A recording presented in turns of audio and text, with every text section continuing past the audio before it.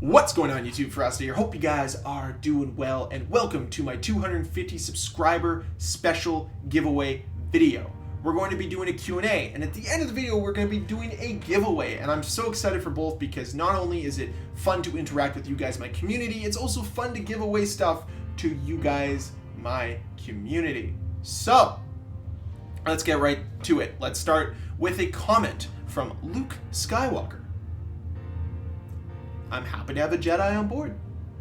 Just please be the Luke Skywalker from The Mandalorian and not the Luke Skywalker from... Oh boy. The Last Jedi. Oh, that's a terrible movie. Anyways. What's your end goal with YouTube? Where do you see yourself at the end of 2021? And who do you look up to most in the gaming community? So let's start first and foremost with what's my end goal with YouTube. I honestly don't have one. It's not like there's a subscriber goal I have or to make this my full-time job. Nothing like that. I just want to continue to make content I'm proud of, to learn new things, and to continue to be creative on YouTube. I just want to have fun here. This is a hobby for me at the end of the day. If it turns into a job, awesome. If it doesn't, that's fine too. I just want to continue to make content and to grow off of being a content creator. You know, I talked about it before. This has helped me be disciplined, and I really like that. Where do you see yourself at the end of 2021? So I'll talk about this from a YouTube perspective, and then I'll talk about it from a personal perspective. So from a YouTube perspective, I'd love to have 500 subs. You know, that would be the goal here, would be 500 subs, so doubling my channel size in a year. That would be really cool for me. I think I can get there as long as I continue to have a consistent upload schedule, continue to talk about trends, and just ultimately have fun and enjoy the content I'm making. And I think people enjoy their content creators having fun. Also, I would like to start doing Twitch a little bit more consistently. And for that to happen, I've got to figure some stuff out on my end, but I hope to start that up sometime in March, maybe April. And I think that would just be a lot of fun and be another way for me to interact with you guys, my audience, and that's what I'm all about. Now, personally, where would I like to see myself at the end of 2021? I would just like to see myself happy. I'd like to see myself in a good spot, both mentally, physically, and emotionally. You know, 2020 was a tough year. I talked about it, but I just really want to take advantage of everything. I want to continue to grow as a person. You know, I want to challenge myself with more tougher goals and tougher ambitions, and I really want to push myself to make my 30s, which I turned 30 in April, the best decade of my life. And I just want to have fun with it too. So yeah, goal for the kind of, where do I see myself? I see myself being a very fun, happy, healthy individual at the end of 2021, and somebody who has been very proud of the community he's grown on YouTube. Who do you look up to most in the gaming community? This would be guys like Gold Glove, C-Nanners, Gassy Mexican, Chilled Chaos, Vern Notice, Jericho. These are guys I've watched for years, close to decades, for a decade for some of them. But yeah, those are probably the guys at the top of my list for sure. It'd be just so fun to play with them. I just love the community of friendship that they have, and I think it's something that I would love to have with, you know, you guys or with whomever, right? And I just look at the way they interact with their community, and that's how I'd like to interact with mine. Martyr's Barn. I don't think this is the real Mitch Martyr, but it'd be cool if it was. If it is, Mitch, hi man, you're good at hockey. Face reveal. Puts like 4 L's and 3 question marks. I've thought a lot about this, and maybe at 500 subs, definitely at 1,000 subs, you guys will see a face reveal from me. That's my plan to you guys. That's my goal here, would be 1,000 subs, face reveal. PewDiePie did it. Look how successful he's become. So expect that. Next comment, Martin Dupuis. Good job, man. My question is, what motivates you? Okay. Wasn't expecting to get deep questions here. What motivates me? So I'll talk first about what doesn't motivate me, because a lot of people get motivated by money. And I learned that money doesn't necessarily motivate me. You know, if someone were to flash like, hey, $80,000, would you do X for 80,000? Like, I'm not motivated to do that. But if someone's like, hey, I don't think you could climb Mount Kilimanjaro, I'm like, excuse me? I think I could. Like, there's definitely a dollar amount you could offer me to climb Mount Kilimanjaro, but if you told me straight up, you're like, I don't think you could do it, you might motivate me to do it. when people, I think what motivates me the most is when people doubt me, and then I'm like, no, I can do that. No, I'm gonna prove to you that I can. So I think it's when people doubt my abilities, and that's when I become the strongest version of myself. So that's what motivates me, is doubt from others, because I want to prove it to myself more than anything. Toby Bergman, congrats on 250. What's your favorite podcast? Okay, so this is a lot less deep, and I like this because it's asking about my hobbies, other things I like to do. So I love podcasts. I love sitting here sometimes when I'm editing or when I'm just even playing the video game, trying to get gameplay, and listening to a podcast. So obviously you've got the Joe Rogans, but ever since he moved to Spotify, I don't listen. You've got the Two Brothers podcast, which has Gold Glove and Vern Notice in it. PKA, which has been a staple for almost a decade now. Like, I've been listening to them for ages. Really like that podcast. Then you have Steve Dangle podcast, which is about the Toronto Maple Leafs. I've always liked that podcast. Steve Dangle's a YouTuber. Love watching his content for years now. Yeah, I would say those would be my favorite podcasts. Ireland for the Irish. What game keeps you up at night? That's a good question. Currently no games, because I'm not really gaming right now. Books are keeping me up at night right now. I'm reading Atomic Habits as well as The Daily Stoic. Both great reads. Daily Stoic's just kind of one page a day. Gives you a nice quote from a Stoic. Maybe it's Marcus Aurelius. And I just really like that. Then he kind of explains it deeper. Really good book. And then Atomic Habits is all about building good habits. But video games is what you want to know. So right now it's none, but normally what it is whatever I'm playing. You know, it could be, a single player game like Last of Us or Tomb Raider. And I really, get immersed in those worlds, so I'll play those for hours on end. It could also be a game like Minecraft, because what 30-year-old doesn't play a children's game? I don't know. It could also be Animal Crossing for all I know. But yeah, realistically, it's just kind of whatever game I'm into at that point in time, and I'll just kind of play it forever, as long as it captures my interest, which is one of the things Call of Duty isn't doing right now and why I'm not playing it. Ken Wurstick. Sorry, Ken, butchered your last name. Apologize. What's your gaming setup look like, and why won't you play with me? I won't play with you, Ken, because you like to use thermal LMGs and lay on the ground in Nuketown and think that's fun. Spoiler alert, it's not fun. So I just know Ken in real life, so I hope he got a laugh out of that. What's your gaming setup look like? It's a mishmash right now. I've got two different monitors, one sitting on top of an Xbox One. I've got a PC that's sitting on top of some wicker furniture. I've got a very small desk from Walmart, and I've got different color lights on everything. Now, I like my gaming setup because it's like cuddly and cute, and it's mine, right? It's all things I've purchased with my own money, and I'm proud of the setup. But I am looking to put in an office at some point here in this house, and to actually have a really sweet gaming setup with some lights and some more monitors and just a better system overall. So I'm really looking forward to that once I can do it. Maybe one of these days I'll actually show you guys my gaming setup, talk about what I have in my room and everything like that. But I got to remodel my room this weekend, so that's kind of the plan. Looking forward to doing that, and maybe we'll do a room tour at the end of that. Okay, Ken D, what's your favorite COD loadout, and what's your current best setup? My current best setup is whatever I'm running with my AK-47. Absolutely love that gun. Black Ops Cold War. And I'll kind of show it up on screen right now. My favorite Call of Duty loadout is a tie between two of them. MP5 silenced with Marathon, Cold-Blooded, Ninja, and Modern Warfare 2 with Semtex stuns, along with running, Predator Missile, Harrier Strike, and Pavlo. That's my favorite. In Modern Warfare 2.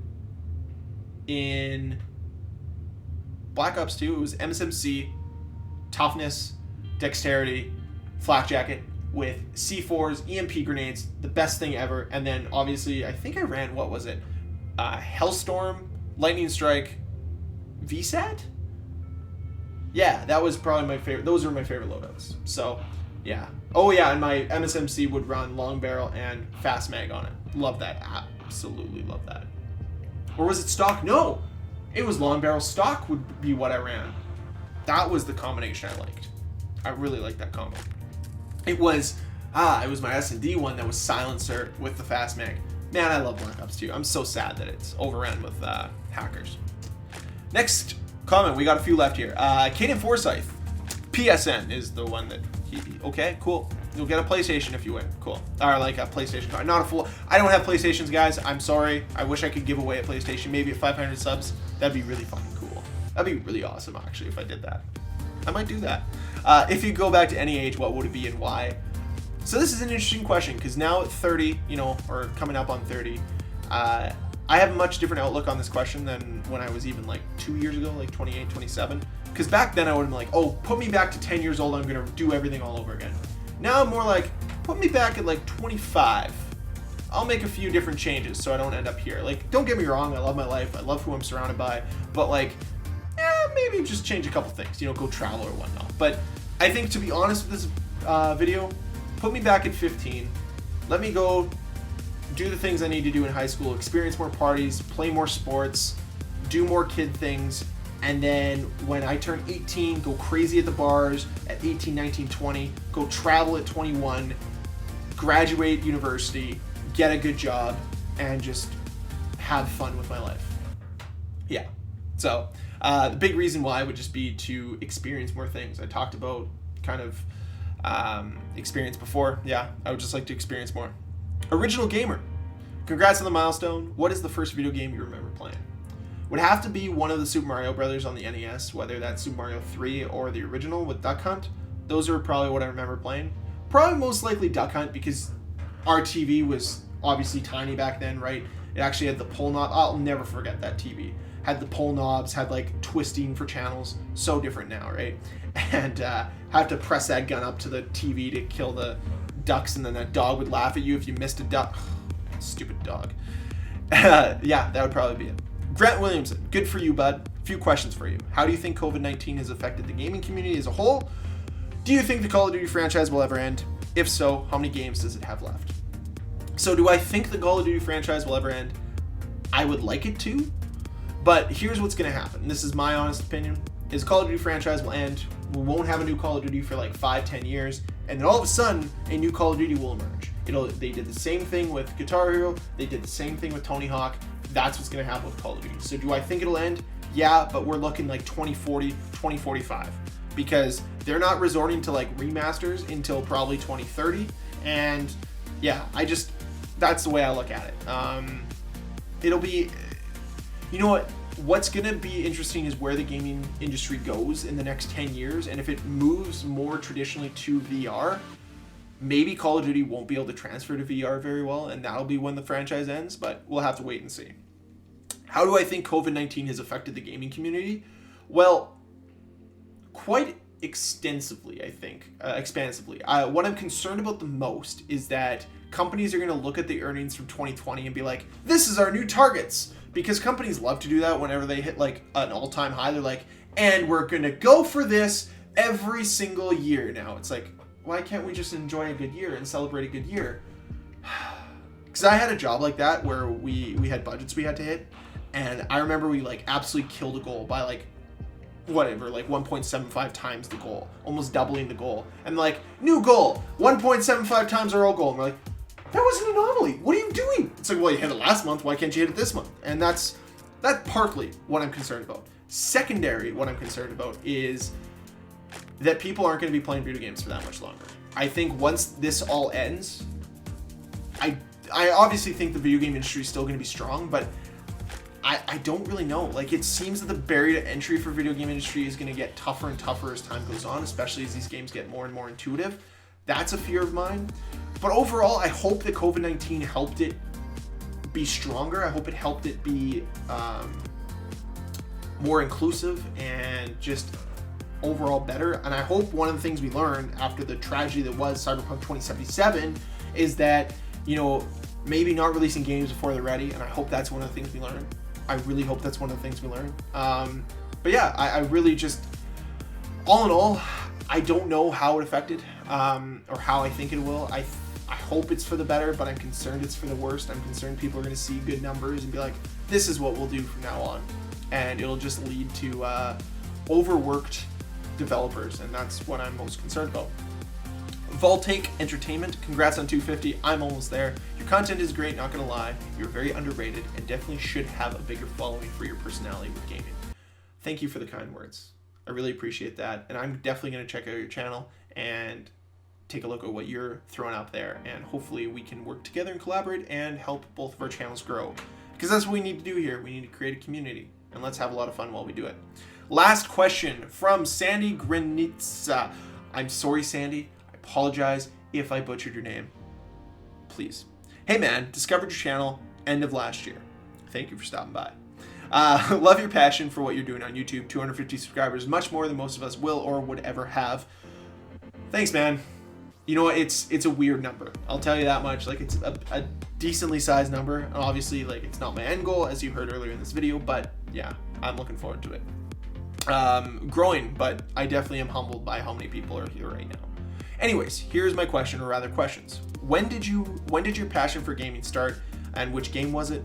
How is it built up? How is it to build up a channel like this? Times where you felt hopeless, disappointed. Could ask much more, but we'll leave some questions for the other.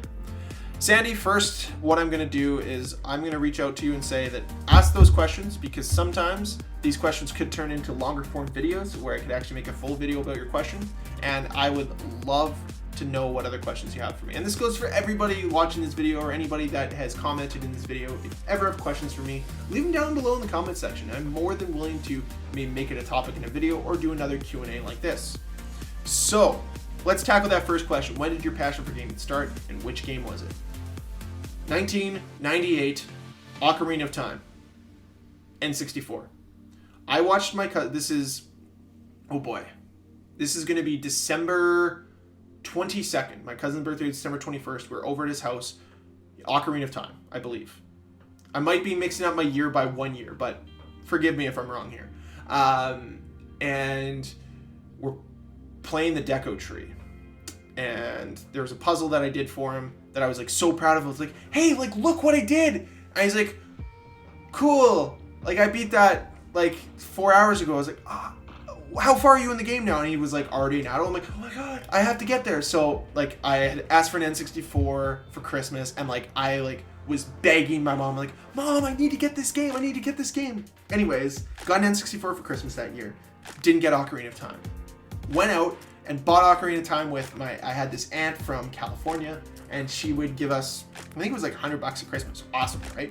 And I bought Ocarina of Time with it. It was the first video game I ever bought, and the only reason why I bought it was because I looked up to my cousin. I was like, I want to do what he did, and I fell in love with the game. And I fell in love with gaming with the N64. But yeah, Ocarina of Time, still go back to that game, and I'll still remember the exact dungeon that it's in. It's the Compass Dungeon. No, it's a slingshot dungeon. Yeah, it's a slingshot dungeon. And I'll never forget that, ever. Because, yeah, just an amazing memory. I remember exactly where it was. It's, yeah, weird looking back on it now, for sure. Okay. Second question was, how is it to build up a channel like this? Times where you felt hopeless, disappointed.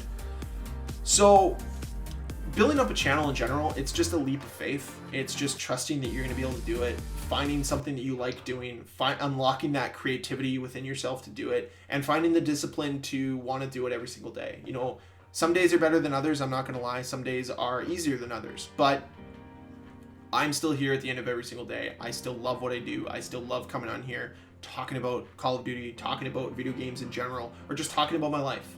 So it's difficult for sure, but man, has it been beneficial, and has it been fun. It's just a lot of fun. There are a lot of times though where you do feel hopeless and disappointed, but those are replaced by the times you're like, holy crap, that video went off, or holy crap, people are liking this, or when you see that you hit 250 subscribers and you have a community of people that have asked you awesome questions, and that you can then turn around and give away gift cards to. And that's what I love about this. So yes, there are times where you feel hopeless and disappointed, but then you remember the good times, like hitting these milestones that you're like, damn, this is great. So I thank you to each and every single one of you guys who commented on this video, and now it's time to do the giveaway. So now, because Luke Skywalker commented twice does not mean he gets 2 entries. So I'm, again, to just refresh you guys on what is at stake here. The grand prize is a $50 gift card to your outlet of choice, whether that be Steam, PSN, or Xbox, and the other ones are $15 for those outlets as well. So if you win, I'm going to reply directly to your comment and say you won. But once this video releases, of course, I'm not going to let you guys know before the video releases, right? And we'll be in contact. So, drum roll. So without further ado, our 3 minor prize winners are Original Gamer, Luke Skywalker, because I'm worried he's going to force choke me, just kidding, and Sandy Granitza. Sorry, I again mispronounced your name, I apologize. And the grand prize winner, a $50 gift card to PSN, Xbox Live, or Steam, goes to Caden Forsyth. Now, if you've won, please reach out to me. I will comment back on your comments letting you know you won. Thank you to everybody who entered. I'm looking forward to doing more of these. We might do one to 300. Honestly, we probably will. Probably just for a couple $15 gift cards. But either way, I'm stoked to do more of these. Please, guys, continue to support the channel. I thank you very much for the support. Thank you very much for watching this video.